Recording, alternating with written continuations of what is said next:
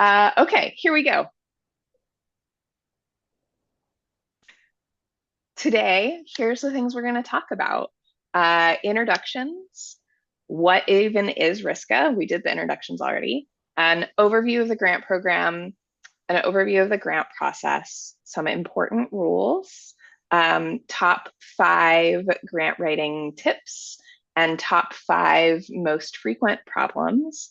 Then we're going to walk through the application because it is very different than it was last year, like all of our grants, and then the evaluation criteria, and then we'll move into how to get more help. Okay, so thing one, we have closed captions enabled today. If you need them, you should be able to just kind of hover over the little bottom, hit the little CC. Please stay muted unless you're actively asking a question. We're recording this, as I said that. Hold your questions until the end or put them in the chat. That being said, I'll pause a bunch of times and ask you in the middle, and if you ask if you have questions, so that's a great time for questions as well. And there will be a follow-up email with links, other helpful information, and a link to the recording of this that you'll get probably tomorrow, maybe early next week, but probably tomorrow. I just like to not absolutely promise that I'm going to do it tomorrow. Okay, about RISCA. So today you just have me, and I'm the only one at RISCA that works on this grant program, though I have support from everybody else, but this is who all of the RISCA grants people are. I'm right here in the middle, which is nice. But these are the other lovely folks that I work with. If you see us out and about, say hello.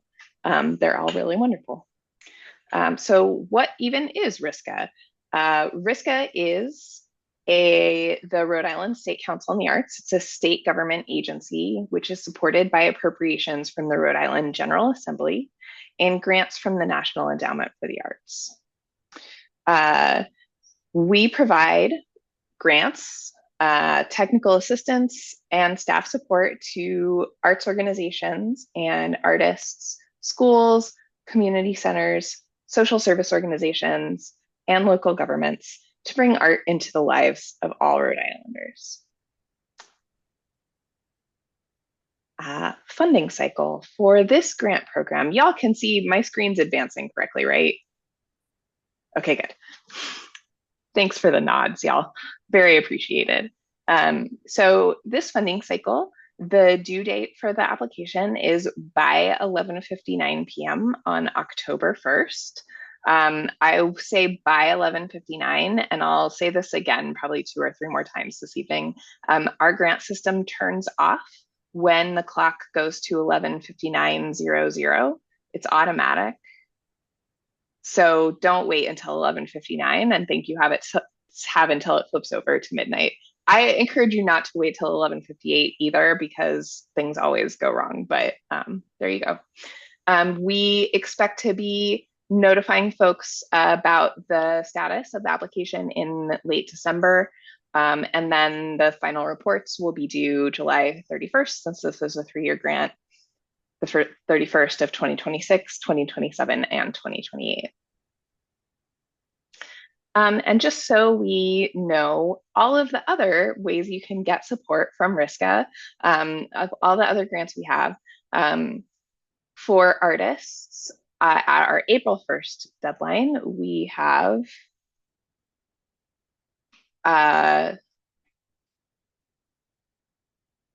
sorry. For the April 1st deadline, we have for artists the Make Art Grant, the Community Engaged Project Grant, Folk and Traditional Arts Fellowship, and Folk and Traditional Arts Apprenticeship. We also have the Artist Open Studio Tours, which is currently open now. It's an ongoing grant that has a rolling deadline, basically first come, first serve. And it's $750. Sorry, y'all. Dealing with stuff on this end. First come, first serve. And I'm just gonna take a little pause here.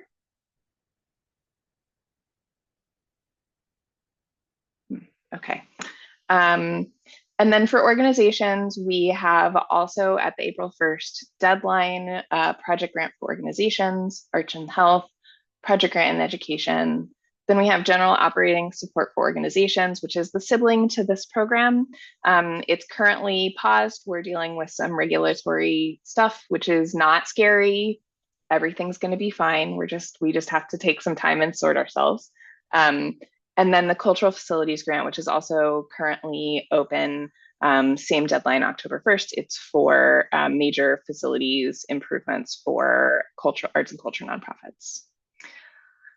Okay, this grant program. So GOSA, General Operating Support for Artists. It's very different than most artist grants and most RISCA artist grants. It is not for one specific project or to support a specific thing.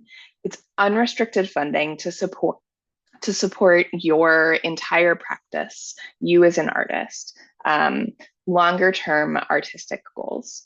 So it's $6,000 per year for 3 years. We award 3 new grants each year.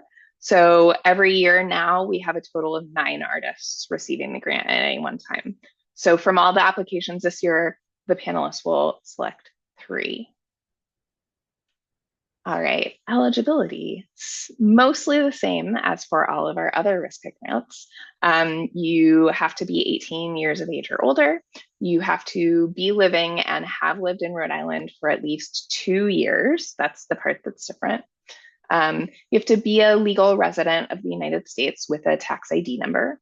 You have to be a practicing artist. We do define what a practicing artist means. There's a section of that explains that in the grant guidelines, but we define it very broadly. So don't be concerned. If you're an artist, you're an artist, right?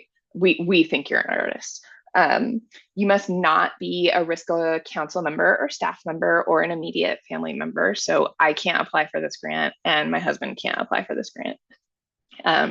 You cannot be enrolled in an arts degree seeking program or high school. So this means if you are an engineering student at New England Institute of Technology, that's fine. But if you're a photography student full enrolled at RISD right now, you're not eligible. So if you're getting an arts specific degree, this is also not, well, I'm a dancer, and one of the things you do as a dancer is you take class really regularly to make sure you're keeping up, right? That's not the same thing as being enrolled in a degree seeking program.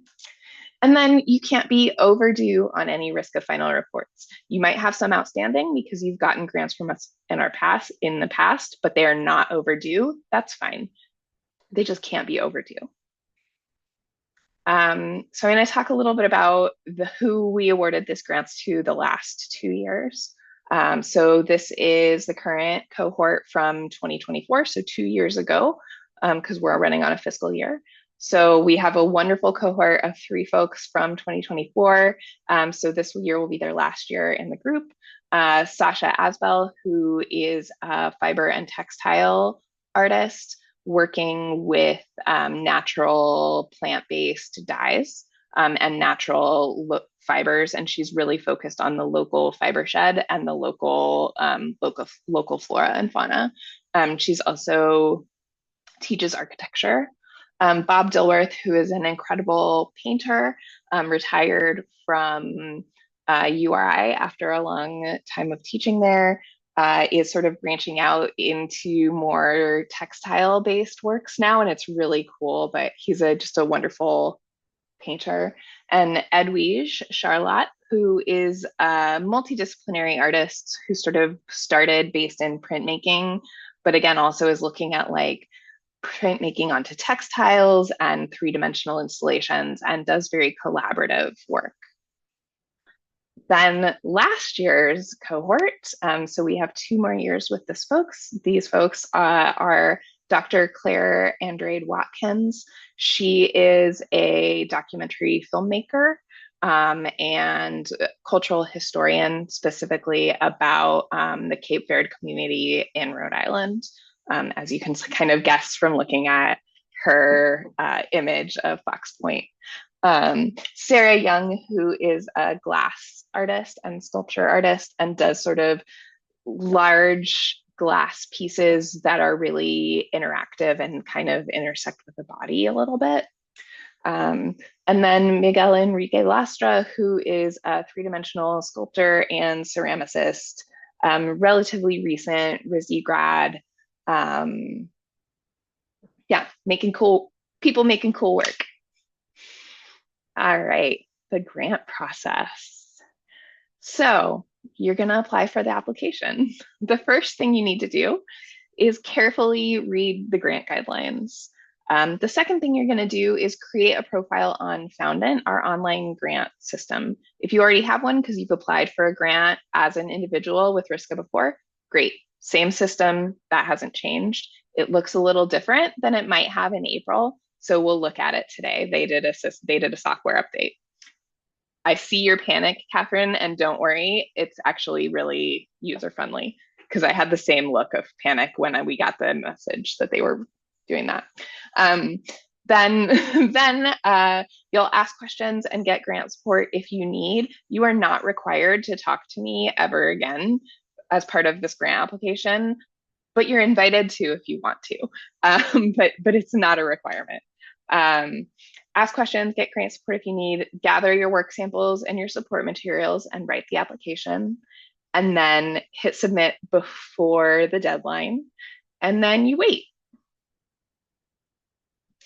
What's happening while y'all are doing all this waiting is staff, which is myself and RISCA's grant assistant, Tess Cruz. We read and screen every single one of the applications for eligibility and completeness. This generally takes the two of us about 2 weeks, basically just working on that 40 hours a week. So that's fun. It's a lot of work. It actually genuinely is fun because I get to look at all the cool work y'all are doing. Then the eligible applications are sent to the panelists. Then the panelists read and score applications at home, not at Hope. At Hope also, but at home. Typically, panelists are responsible for about 25 applications. For GOSA, there are 2 rounds of panel review. So all of the applications go to the first round of panel, then the top 20 go to the second. Then all of those are scored, and then the top 20 move on to the second round of panel. And then those are scored by 5 panelists that are different. Then the grant decisions are made. Then once the grant decisions are made, staff, that's me again, summarizes the panel comments. For general operating support, we only do panel comments for the 3 artists that receive the grant. It's just way too much for me to be able to write that many panel comments and have them be useful and respectful. Then the next thing that happens is our council reviews and approves the panel recommendations, and then we'll notify you via email through our grant system. The next piece is if you receive a grant, you have to register for Ocean State Procures and complete your grant contract. We do like to say as often as we can, once the paperwork is complete, so once you are approved as a vendor in Ocean State Procures and have signed your grant contract, it'll take a minimum of 8 to 12 weeks after you submit all of that stuff for the check to arrive. We really, really wish it took less time. This is a part of state bureaucracy where we put it out into the next phase of payment processing in the state, and that is just how long it takes them. Then you report back once a year using our final report form that triggers the next year of the grant payment. If you don't get the grant, know that excellent applications vastly outnumber the amount of funding available. We will definitely get more than 100 applications this grant cycle, and we'll award 3 grants. Y'all, there's already submissions. It's August 7th. I already have 13 in draft and more than 1 submitted, which is a little panic inducing. So this will be on a slide later, but it's not y'all, it's our budget if you didn't get if you don't get the grant. And then a reminder that the panel is different every single cycle. Completely different people will be reading your applications than read them last year. then read them 2 years ago, then we'll read them next year. A little bit about who's going to be reading these applications. So in the first round, we have usually between 12 and 20 first round panelists, depending on the number of applications we get, and 5 second round panelists. So in the first round, 3 panelists review your application. One of those 3 will be in your general area of practice. So if you are a poet, there will likely be at least one poet. There will be at least one poet reading your application in the first round. It won't be only poets because that's just how it works. But know that a sort of someone in your area of expertise, in your area of practice, is going to be looking at your work in the first round. That being said, all of the panelists work professionally in the arts and culture as artists or educators or presenters or curators.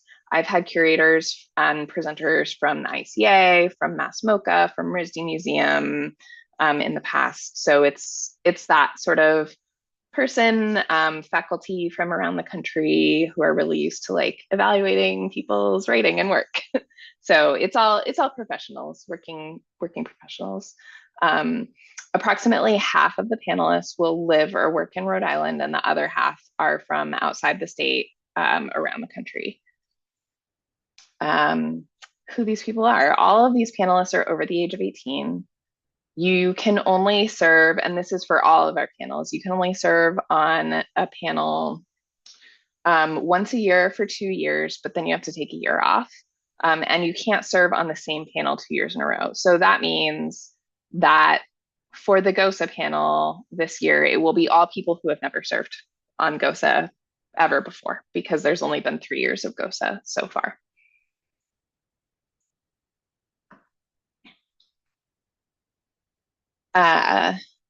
All panelists participate in a training, a video training that covers logistics, the grant program, and the review process. A reminder that RISCA staff, me, and everyone else do not make any funding decisions or evaluate the applications for anything other than eligibility. And we're always looking for people to serve on panels. Let us know if you're interested. A link to a survey, say our panelist interest survey, will be in the list of links you'll get tomorrow or the next week. Okay, frequently asked questions about RISCA grants. Partial funding.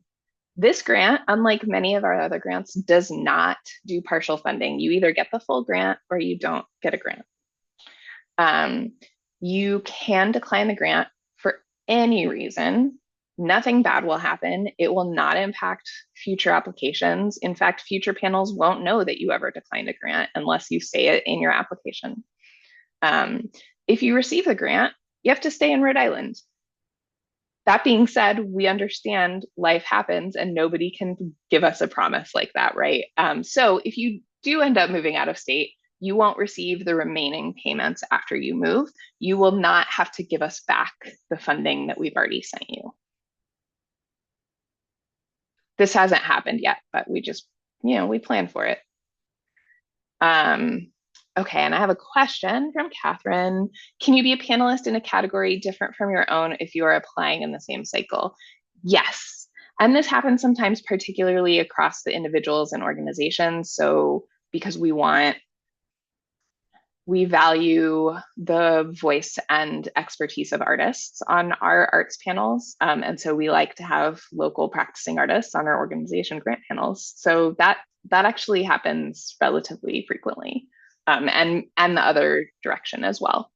Okay, numbers of applications. Like I said before, yes, I will. There are far more applications than we have funding for. In this specific grant program, we expect to fund less than 3% of applications. So basically, it's not you, it's our budget. Usually, I would say about 80% of the applications we receive, I wish I could fund.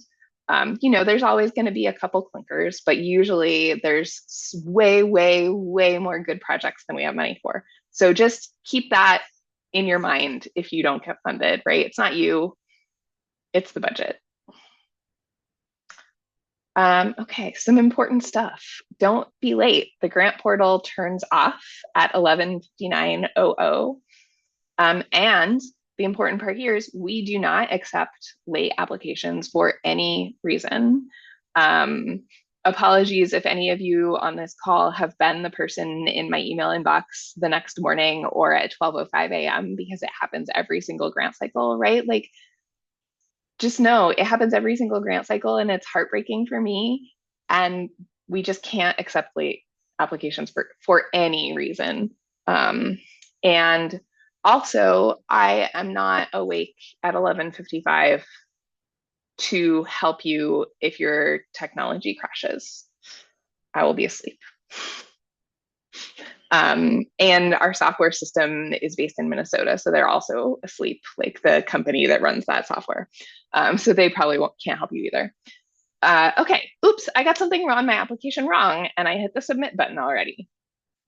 If it's before the application deadline, you can just email me and I can set your application back to draft really easily so you can fix it or add something or update something. After the deadline, you can't initiate any fixes. We will contact you via email if there's something minor that needs to be fixed. The things that we see most frequently are folks that update, that attach Apple files instead of Word files, so pages instead of a Word or a PDF. And the grant system cannot handle those. So in that case, we'll email you and say, hey, we need you to export this as Word or PDF. So minor things that are like little mistakes like that. No substantive changes can be made to your application after the deadline, which includes any changes at all to the narrative. And then finally, if your application is not eligible or if we have questions about the eligibility, we will contact you via email. This email will be to the email you have used to register for the grant system, and it will come as an email through the grant system. So make sure you're checking your junk and that that's an email you check regularly. Okay, this used to be top 5 things to do, but now it's top 7 things to do. Here's my most important grant advice. The first one is carefully read and follow the directions. About 50% of the applications that come to RISCA across our programs have not done this. There is some problem with them, file format, or some of these other things that are below. So please carefully read and follow the directions. Think about who is reading these applications. Remember that they are folks who are working professionally in arts and culture. So they already believe your work is valuable. They already believe you should be paid for your time. They're already interested in what you're doing. However, they might not be an expert in your specific aesthetic or material or practice. So remember that as well.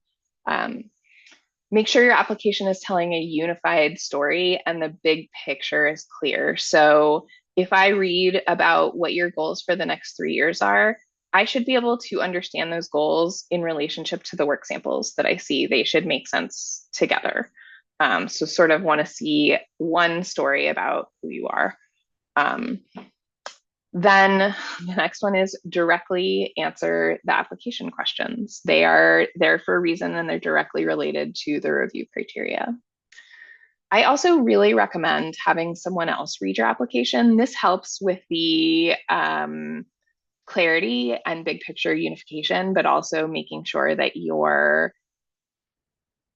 not too in the weeds or too jargony about your very specific practice. So also, if the person that reads your application cannot be the person who you share your printmaking studio with, that would be excellent, right? But it could be the ceramicist 2 doors down. Here's another one that I've said a couple times now. Make sure the email you use for the grant system is the one you check regularly and check your junk. Emails come from the grant system. We've had like people not know they received grants, and it's yes, check that. And then really important advice: we're here to help. We can help you because we don't score your applications. This gets a little dicey really close to the deadline, but I will do as much as I can to help. Okay, and then we have the top 6 things not to do. This also used to be 5. So here's the most frequent problems we see. One is basic eligibility. Every year for this grant for GOSA, I get applications from people who do not live in Rhode Island. So basic eligibility is legitimately like, make sure you're eligible. The wrong files are attached, or they're the wrong format, or the links don't work, or your website's down for some reason and you didn't notice. Your Instagram is set on private and none of the panelists can look at it, those sort of things. This is less common in GOSA, partially because it's on its own grant cycle now, but you applied in the wrong grant program.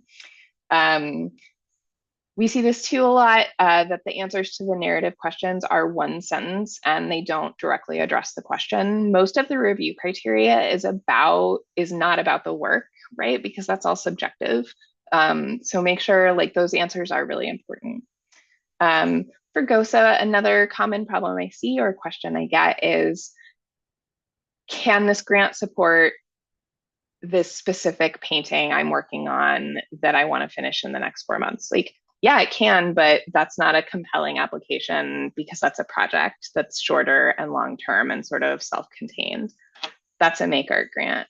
GOSA would be like, oh, I'm working on this painting right now, but I also like, some of my longer term goals are to get into 3 galleries and to get into X, Y, and Z juried show and to get a residency, right? It's the bigger pieces, not just the what you're focused on right this second, or I want to explore new materials, or whatever you all want to do next, but not the specific project you're working on.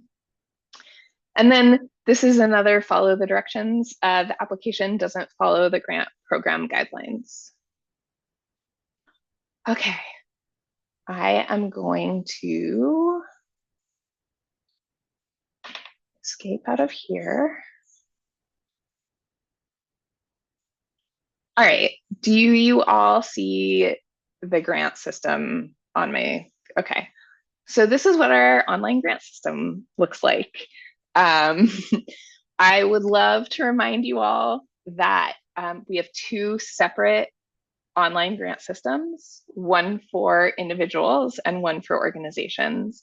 And they look exactly the same and they are completely separate. So if you have an organization account, it will not magically be appearing over here. How you can tell, one of the ways you can tell the difference is that this one says grant portal for individuals here, and the organizations one says organizations right there. I already have an account, so I'm just going to log in, but it's pretty easy to create a new account. You can see it right here. Or if you forget your password, something I do a lot because I am very forgetful, you can reset it right there. And I can also help you with that. So I'm going to log on in. And this is I'm an applicant side. So this is what you all will see when you log in. If you've previously applied for a grant, you'll see those here now. So it looks different than it did before. So past grants you've applied for from RISCA are going to be over here in historical. Current, back to dashboard. Current grants that might be in the process of waiting for a grant payment, or you have a final report that you need to do here that's not due till next year, that's all going to be here. And then in a really nice thing, anything upcoming. So if this one had a grant, I can't enlarge the screen actually. I'm as big as I can go. I'm sorry. It just is that size, I think, on there. Anything you had assigned to you that needs time-based action. So if this grant had a grant agreement that was due next week, it would be showing up here. So that's the differences, but what looks very similar is the apply page. So in order to apply for the GOSA, you will come up here and click apply. And all of the grants that are open right now are right here. Teaching Artist roster has been closed, but we still have it up because it just closed. So here you can see, here is GOSA. You can preview it, which will take you to just a PDF of the guideline of the application, or you're going to do what we can do and just hit apply. So this is what the application looks like. So we'll scroll down a little and we'll just walk through it quickly. So one thing I will remind you all of is that you do not have to complete this application in one sitting.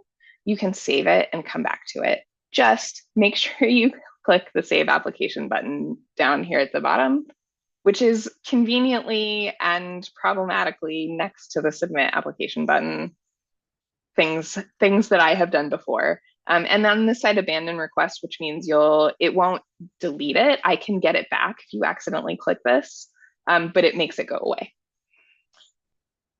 All right, so the first section we have here is guidelines and template forms, which is information for y'all, which is, let me see if I can zoom in a little bit on this. Oh, I can, great. So this is a PDF of the guidelines, a PDF of the evaluation criteria, and the Word document for the work samples list template. All of these are also on the website, which I actually should have started with. I usually start with that. Sorry, y'all.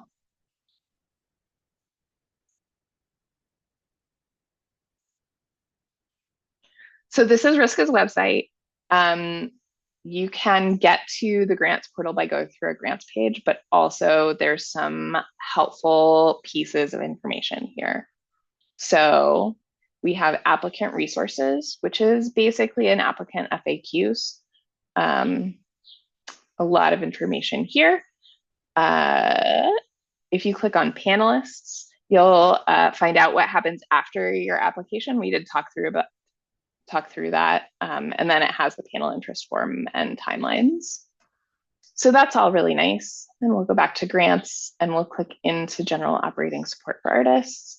And then you can see here's the guidelines here, but you can also download them PDF here, PDF of the application questions, PDF of the evaluation criteria, Word doc, link to the online application. Here's me, and here's some ways that you can get support. Okay, back to the application. So all of these are on the website too. So then the first section is the eligibility checklist. So when I told you all that people still who don't live in Rhode Island apply for this, yes, they do check that they have lived in Rhode Island, that they live in Rhode Island. It's bananagrams, but it happens. So anyway, you're gonna go through this eligibility checklist. I am a legal resident. I've lived in Rhode Island for more than 2 years. It's all the pieces that I went over earlier. So you'll just say yes to all of these things. All right. The next chunk is information for the RISCA staff. This is your contact information. This information will not go to the panel. So this is only for RISCA information to help us sort our payment system out. So we'll need your legal name and address where you want your check mailed to. Then this next section is information for the panel. So it will go to the panel. So this is your preferred name. So that's whatever name you go by publicly. You know, for many of you, it will be the same as your legal name. For some of you, it won't be. It's how you want us to refer to you publicly. Pronouns, this is optional. If you are wondering what this is and why it matters, there's a nice explanation, but again, optional. The next piece, and this is where it starts to get different than last year's application, but if you looked at the Make Art Grant application in the spring, it will look a little bit familiar. So the first upload is going to be your artist statement or personal mission statement. We do have a resource on our webpage in the applicant resources, that will help you write an artist statement if you're not familiar with it. I know as a person that came to arts administration out of the performing arts, an artist statement is not something that we were trained to write in the same way that many visual artists were. So we have some resources for that. The next upload is either a bio, a resume, or a CV. I encourage you to pick whatever you have to spend the least amount of time on. It doesn't need to be all three. You don't need to make something perfect and beautiful. If you don't already have a CV, please do not spend time making one for this application. Please use what you already have. Okay, then the next couple of things are optional. Artist website, if you have it, I would say about 50% of applications have this, 50% don't. So if you again, don't stress and don't feel like you need to go make a website for this application. That's nutsos. The next piece is artist social media. This should not be your personal social media. The panelists, unless it's very art focused, right? The panelists don't want to see, photos of your food and your margaritas and the walk that you took yesterday. And they also don't want a link to a private account that they have to log into or to request to be seeing you. So if you don't have an art focused social media that's like public facing, just don't include it. And that's fine. Again, like it's about 50-50. Creative Ground profile. Creative Ground is a directory that's hosted by the New England Foundation for the Arts of basically all entities, organizations, artists, teaching artists that are sort of in the arts and culture world. Again, this is optional. If you don't have one, you don't need to make one for the purposes of this application, but Creative Ground is great. The next piece is your work samples list. So there is a required template for this. It's a Word document, and it just really asks you for what the piece is. So title, year, medium, technical details, and then there's some space for some context about the piece and why it's important to you and how it's meant to be experienced. Then you will create a link to your artistic work samples. So the work samples are the same as last year. You can submit up to 3 of the following: up to 15 images, up to 15 minutes of video, up to 15 minutes of audio, and up to 30 pages of writing. So if you're a 3-dimensional visual artist, you probably have 15 images, but you might also want to include some video, some installations of your work, right? So be thinking creatively about how to use those times, those sort of options of what you can submit. So for example, for a 3-dimensional artist, I might see 15 images, 5 minutes of video, and 10 pages of writing. Or I might see 15 images, 15 minutes of video, and 30 pages of writing, right? 3 of the following. So you'll put all of those pieces into a Google Drive folder. And then you'll put the link to the Google Drive folder here. You want to make sure it's accessible to anyone with a link or has a password. And then you'll enter the password here. Please make sure you keep your Google Drive link up and live until at least you hear about the grant, because we have had people turn them off too soon or put them in the trash, and then panelists can't get to them, particularly in the second round. Takes us a long time to review them all. Don't assume by the end of October that we're done looking at it. So that's all the attachment-y things. Then we have the narrative piece, which is 3 questions. And they're very different from last year. So I hope y'all were ready for new questions. The first one is asking for career goals or milestones that you're planning to work toward over the next 3 years. This can be a list, like you can literally put 1, 2, 3. You can describe them. You can, write about them however works for you. But we just want to know 1 to 3 sort of larger career goals or milestones that you're hoping to achieve in the next 3 years. Then, looking at those career goals and milestones, please let us know what are 3 to 5 actions that you plan to take over the next 12 months, so a little bit smaller time frame, that will support the larger career goals and milestones. So, for example, in my own personal artistic practice, one of my goals for the next year is to be consigning my work into shops. And so that might be the big career goal or milestone might be, you know, getting my work into 3 or 4 stores that I really like that are in alignment with my work. I do functional craft, which is why I'm not saying gallery. And then the action steps could be talking to specific people, going to specific shows, building those relationships, submitting my work, right? Smaller pieces, or like developing a better portfolio so that I have something to show people when I talk to them about having my stuff there. That would be a good action step. It does not have to be business focused like that. It can also be like, I'm interested in moving into a new material. I'm interested in experimenting with X, Y, or Z, right? It's whatever your career goals or milestones are. They can be artistic or business of your artistic practice. I recommend, but this is not a requirement, that you have a mix of the two. And then the final question is grant impact. So how will this grant, this $6,000 a year, enable you to work towards those goals? And what impact do you think that will have on your artistic practice and your artistic career? And then what congressional district do you live in, 1 or 2? And that is the whole application. All right, I'm going to stop sharing for a minute and see if y'all have any questions. And then we'll talk through evaluation criteria really quickly and then do more questions and we're done. Catherine has questions. Yay, always. Yes, of course I have a question. I've been working in community collaborative for the last Mm-hmm. like so many years. That's something I'm really interested in pursuing.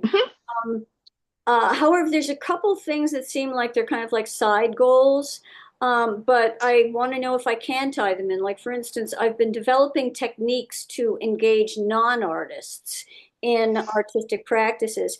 Well, some of the techniques I've developed with them are completely unique. Like mono prints off of tablecloths from stuff that's spilled, you know. There's a whole lot of techniques I've developed. I'm kind of interested in developing that in my personal art as well as you. Cool. Well, should I include that? It seems like they're two different directions, you know? I wouldn't say, and part of this is because I'm pretty familiar with your work, so I know what you're talking about, but I wouldn't say they're different, right? I would say it's because you're a better community artist because you're also an artist, and you're a better personal artist because of the work you do in community. And I would say, as a person who knows you and has read a lot of applications from you, I would be surprised if there wasn't something about your community art practice in a GOSA application, because that's such a large part of it's like kind of the main piece of your artistic practice at this point. Yeah, Um, now it is. But so I don't think having parallel goals for for those two aspects of your artistic practice are bad. Like, that doesn't say it's two completely different directions. That's not too confusing for me, because particularly in this day and age, you know, artists are not just making one thing in one way and making a living from selling their work. You know, that's just not how, that's very rarely how the artistic world works anymore. And Right. so I don't think those rub up against each other in a bad way, Catherine. Okay. And the other question I had is some of the things that I've been doing with community engagement art. I actually see some commercial potential with some of the Mm-hmm. stuff. And I'm wondering, like, I have connections with gift companies because I used to be in product development. Is approaching them with some of these ideas something that would be considered? Okay. Yeah. I'm just, yeah, it seems like what I want to do is all over the place, but it doesn't seem that way to you. So No. that's good. Okay, good. And we can schedule a one-on-one too to talk about it more. I'll probably do that. Yeah. I'm not surprised. All right. Other questions so far? I had one question. I think in the guidelines, it says 10 images for, Oh, shoot. and then on the, yeah, on the Thank actual you. application it says 15. It's 15. I will Yeah. update that. Oops. Let me put it on my to-do list. Thank you very much. It's 15.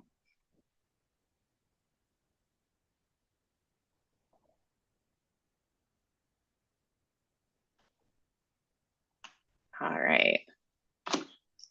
Let's see if there's any questions. I don't think there's questions in the chat. Nope. Okay, I'm gonna hop back in here. Slide. We only have 3 slides left. We're almost done. We're gonna be done early, y'all. Which I'm fine with. Okay. So here are the review criteria. There are 2. The first one is artistic impact and growth, and panelists will be scoring that out of 5 points. 1 being poor and 5 being excellent. So this grant will positively impact the applicant's artistic practice and or career in clearly identified ways. Applicants' stated goals are clear, in alignment with their work, and feasible given their current practice and career stage. The work samples provided are relevant, cohesive, and speak to the potential of the artist to progress in their artistic practice. Right? Review criteria 1. Review criteria 2, artistic vibrancy and intention, 5 points. So this is our RISCA's version of the NEA.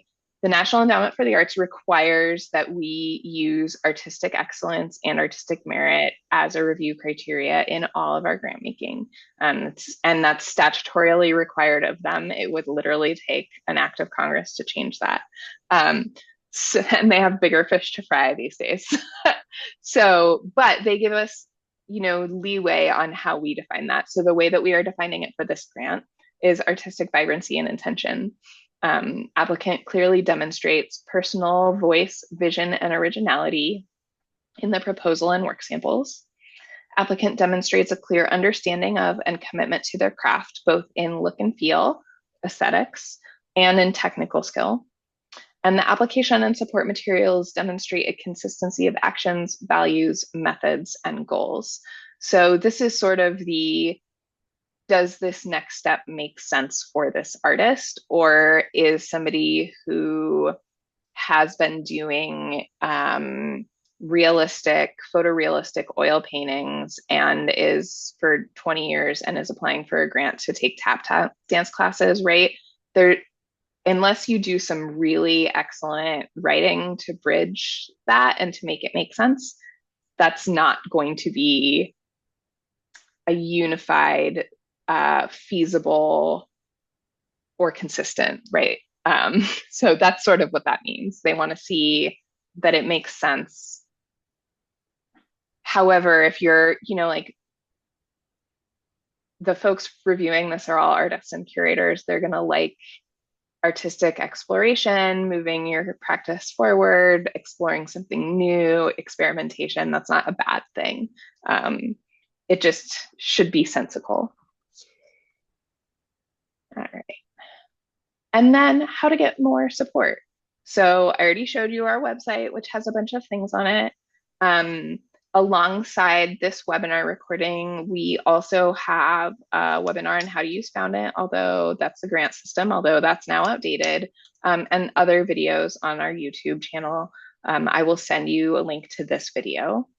I do a number of drop-in office hours right up to and including the day of the application on Zoom. And those are sort of open office hours. You have to register through Eventbrite, but you just drop in anytime in there and ask questions, and I'll just be kind of hanging out on Zoom.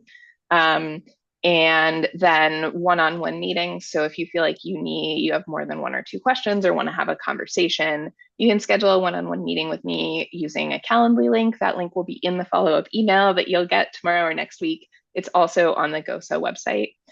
You can always email me.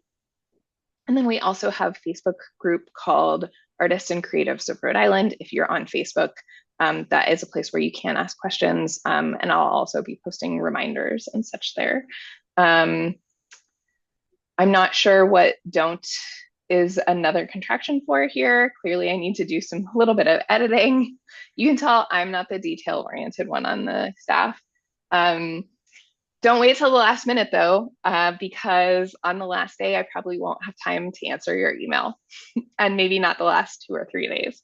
So I'll do my best, but there's only one of me. And then now we're done. Questions. I'm going to stop sharing again. Yes, there we go. Okay, questions. How are you all doing? Good. I have a question again, Molly. Great. I love it. Um, okay, I do community collaborative. One of the really big projects I've been wanting to do for a while is do community collaborative that joins art from people in Rhode Island with people in Taiwan.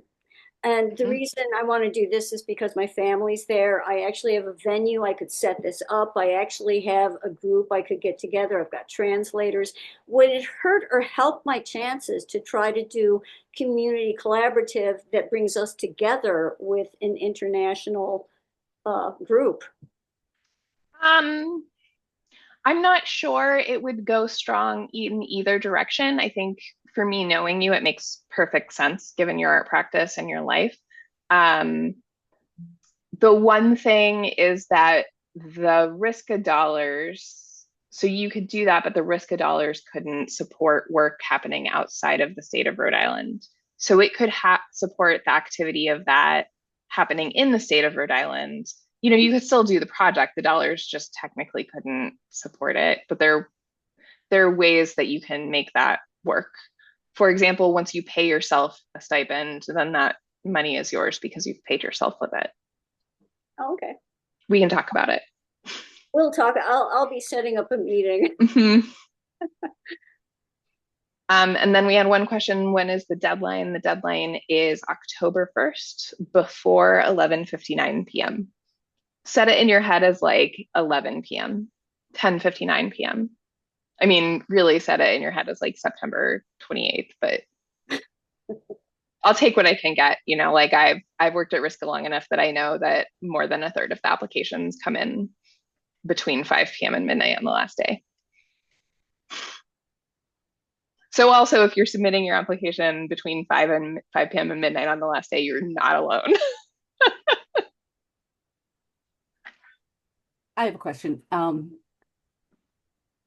Most applications require images of work that's been done in the last 3 years, 5 years, whatever, but you guys don't have that. Yay! Okay, thank you. No, life happens. Sometimes you can't make work for a couple of years.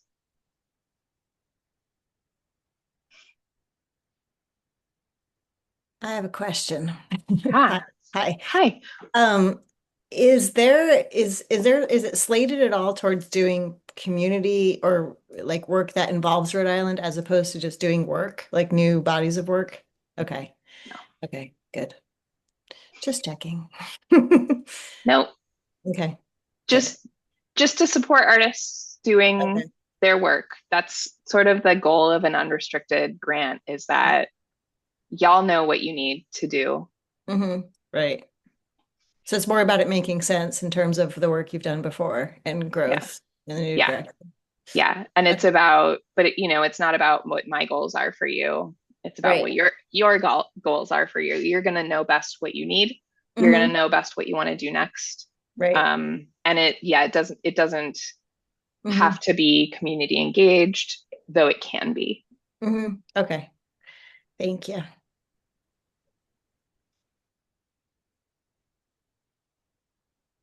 All right. Any other questions? Okay, y'all, you'll get a follow-up email. Thank you all so much for spending the evening with me. Feel free to email or schedule a meeting or come to one of the drop-ins, and I'll see you all soon. Thank you so much. Thanks, Molly. Thank you.